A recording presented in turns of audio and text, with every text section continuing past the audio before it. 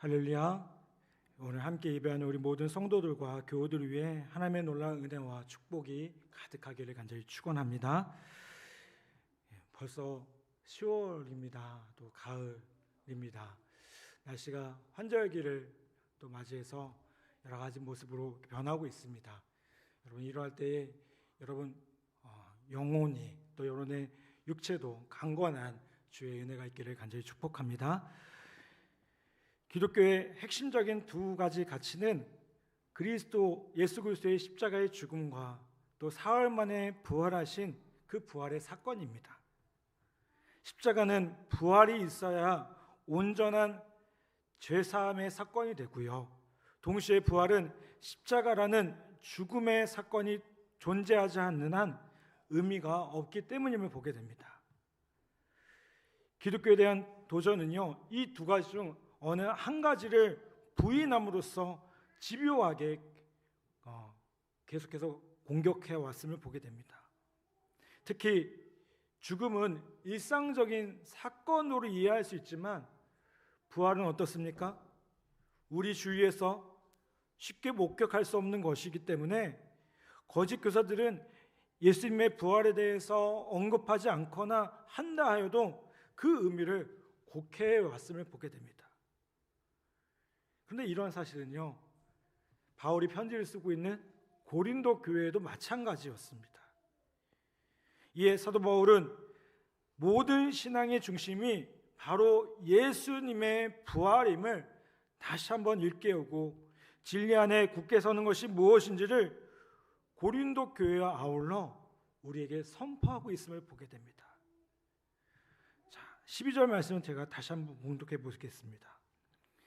그리스도께서 죽은 자 가운데서 다시 살아나셨다 전파되었거늘 너희 중에 어떤 이들은 어찌하여 죽은 자 가운데서 부활이 없다 하느냐라고 말씀합니다. 여러분, 그리스 철학의 아주 기초를 이루고 있는 내용이 뭘까요? 여러분 학창 시절에 배우셨는지 모르겠지만 플라톤 철학이 있습니다. 플라톤 철학이 뭡니까? 보이는 현상이 있고 그 현상 너머에 뭔가 본질적인 것이 있다, 이데아적인 것이 있다라고 얘기를 했습니다. 이건요, 육체와 영혼의 분리 혹은 이분법적인 사고를 갖게 합니다.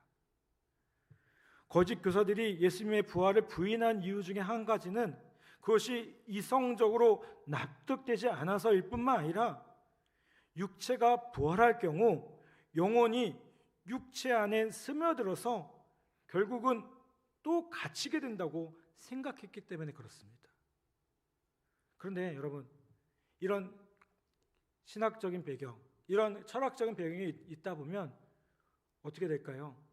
이게 불편한 겁니다. 영혼이 왜 육체 안에 갇히지? 육체라는 것은 의미가 없는 것인데 그런 생각을 자꾸만 하게 된다는 겁니다. 여러분, 세상을 살아가며 겪는 고난의 대부분은 사실 우리가 육체라는 한계를 갖고 있기 때문에 그런 것임을 보게 돼요. 그래서 오히려 자유하면 육체를 떠난 영혼을 생각하는 것이 오히려 더 자유한 것을 보게 돼요. 자연스러운 것을 보게 됩니다. 그래서 그들이 오해한 것은 무엇입니까? 부활 이후의 하나님 나라, 부활 이후의 우리의 상태에 대해서 지극히 현실적인 사고만을 가지고 이해하려고 하고 있다는 겁니다. 그들은 부활을 단순히 관념적으로 혹은 철학적으로만 이해하려고 했다는 겁니다. 여러분, 그렇다면 부활이 단순히 철학적으로만 이해되어야 될까요? 부활의 교리가 그저 신화에 불과한 것이겠습니까? 이 물음에 대해서 바울은 13절에서 아주 분명하게 말씀합니다. 자, 13절 여러분들이 봉독해 주시기 부탁드립니다. 시작.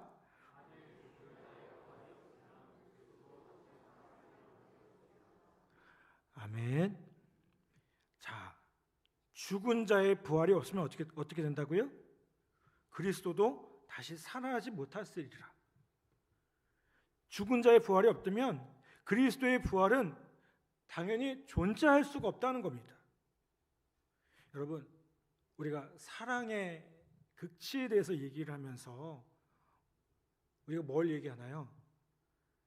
어떤 사람을 향해 목숨을 버리는 것을 사랑의 극치라고 생각을 합니다.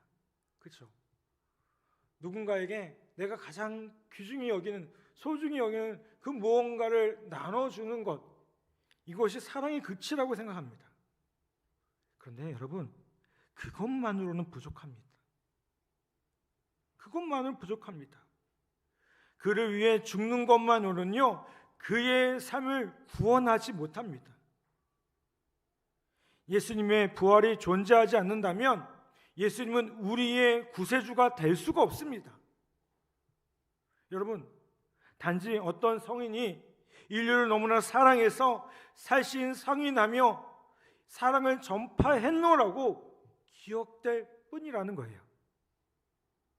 그런데 여러분, 우리가 믿는 이 기독교가 가진 힘과 능력이 어디에 있습니까? 단지 죽으셨을 뿐만 아니라 그분은 살아나셨다는 겁니다. 그 살아계신 주님이 오늘 우리의 예배 가운데 함께하고 계시고요, 우리 가운데 역사하고 계시다는 겁니다. 아멘. 그래서 14절 15절은 이렇게 말씀합니다. 그리스도께서 만일 다시 살지 못하였으면 우리의 전파하는 것도 헛것이요 또 너희의 믿음도 헛것이며 또 우리가 하나님의 거짓으로 발견되리니 우리가 하나님의 그리스도를 다시 살리셨다고 증거하였습니다. 만일 죽은 자가 다시 사는 것이 없으면 하나님이 그리스도를 다시 살리시지 아니하셨으리이다. 여러분, 바울은 뭐라고 얘기합니까? 예수님의 부활을 부인한다면 우리가 전파하는 것이 어떻다고요? 헛것이라고 얘기해요. 헛것이라는 게 무슨 의미입니까? 아무런 소용이 없다는 거예요. 여러분, 믿음에는요, 열매가 있어야 됩니다. 그런데 이 믿음의 가장 중요한 열매가 무엇일까요? 바로 영원한 생명입니다. 여러분, 인간이라는 존재가 한 번 왔다가 죄가 되어서 이 땅을 떠나가는 것, 이게 인생의 전부일까요? 그러면 우리의 믿음이 헛것이라는 거예요. 허무하다는 거예요. 여러분, 그것이 전부가 아닙니다. 우리는 이 땅에서 삶이 전부가 아니라 영원한 것들을 소망합니다. 아멘. 우리는 그 영원한 하나님의 나라, 우리가 원래 돌아가야 할 그 본향을 향해서 돌아가야 되는 사람이라는 거예요. 여러분, 이 영원한 생명의 열매를 위해서 부활은 반드시 있어야 됩니다. 사람이 다시 살지 않고서 어떻게 영원하다고 이야기하겠습니까? 그런데 거짓 교사들이 부활을 부인하는 것이 예수님에게만 국한된 것이 아니었습니다. 모든 인간들에게 부활은 있을 수 없다고 단정해 버립니다. 사도 바울은 이것에 대해서 만일 죽은 자가 다시 사는 것이 없다면 어떻게 하나님께서 예수님을 다시 살리셨겠냐고 아주 심각하게 반문하고 있다는 겁니다. 여러분, 예수님의 부활이라는 것이요, 그가 단지 하나님의 아들이라는 것을 증명하는 것으로 끝나지 않는 겁니다. 여러분, 그의 부활을 우리 가운데 보여주심으로 훗날 성도들의 부활이 있음을 우리 가운데 보여주신 것입니다. 예수님이 부활을 통해서 우리에게 뭘 주신 겁니까? 우리도 부활할 수 있다는 산 소망을 허락해 주셨다는 겁니다. 여러분, 이건 아주 중요합니다. 때가 되면 죽은 자들이 일어납니다. 그들의 육체가 다시 살아납니다. 흔히 부활하면 죽음 이후에 하나님 나라에 들어가는 것으로 생각합니다. 그런데 여러분, 성경에서 부활은요, 그것만을 말하고 있지 않아요. 천국 가는 것만을 말하고 있는 것이 아니라는 거예요. 무덤에 흙이 되고 죄가 되고 먼지가 되어 사라졌던 우리의 육체가 다시 거룩한 형체를 갖춰 일어난다고 분명히 말씀하고 있습니다. 여러분, 부활은 단순한 이해의 도피가 아닙니다. 철학적인 논쟁이 아닙니다. 이 생의 굴레를 벗어 다시금 어그러지고 뒤틀렸던 육신의 삶이 거룩한 성도의 삶으로 바뀌는 놀라운 사건이라는 겁니다. 여러분, 포기하고 안위했던 이 생의 삶이 아니라 다시금 그 육체가 부활하여 상처를 치유하고 진정한 하나님의 피조물로서 존엄성을 회복하는 영원한 생명의 한 과정이 바로 부활이라는 것입니다. 여러분, 여러분에게 부활은 어떤 의미를 갖습니까? 세상을 떠난 사랑했던 사람들이 다시 무덤에서 일어날 것을 여러분 믿으십니까? 아멘. 여러분, 주님께서 반드시 그렇게 하실 것입니다. 왜요? 주님께서 부활하셔서 우리에게 산 소망을 보여주셨기 때문에 그렇습니다. 죽음 이후의 세계마저 하나님께서는 이렇게 보증하고 계십니다. 그런데 여러분, 우리가 살아가는 현재에서는 어떻겠습니까? 그 부활을 믿는다면, 이 땅에서의 삶이 전부가 아님을 믿는다면 우리는 어떻게 살아야겠습니까? 이 땅에서 염려하고 고민해야 될 이유가 있을까요? 이 땅에서 그 작은 것 하나 때문에 마음 졸이며 살아갈 필요가 있을까요? 여러분, 하나님께서는 저와 여러분의 삶의 모든 것을 준비하고 계십니다. 이 땅에서의 삶뿐만 아니라 그 영원한 삶도 부활이라는 그 놀라운 소망을 통해서 우리에게 준비하고 계시다는 그 사실을 우리 모두가 기억하기를 간절히 바랍니다. 아멘. 자, 16절부터 19절 말씀 한번 보겠습니다. 여러분들 한번 봉독해 주시기 바랍니다. 16절부터 19절 시작.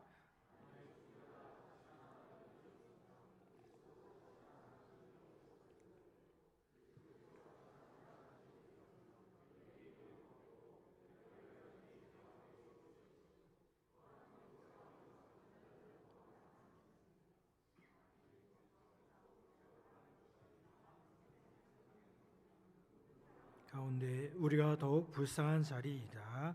아멘. 여러분, 예수님의 부활은요, 우리에게 진정한 죄 사함을 허락해 주십니다. 그리고 우리가 정말 불쌍한 자가 아니라 하나님께 가장 사랑받는 자라는 것을 깨닫게 하십니다. 여러분, 사람이 고통받는 여러 이유가 있는데요, 가장 힘든 것 중에 한 가지가 뭐냐면 죄책감 때문임을 보게 돼요. 고개를 들 수 없고 숨고 싶게 만드는 것, 그래서 스스로 고립되게 하는 것이 죄책감입니다. 그런데 여러분, 예수님께서 죽으시고 부활하심으로 이 모든 죄의 값을 다 어떻게 하셨습니까? 지불하셨습니다.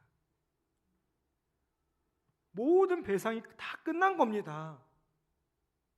여러분, 이제 이것을 이루신 예수님을 믿고 담대히 나아가는 것이 우리에게 가장 중요한 모습임을 보게 됩니다.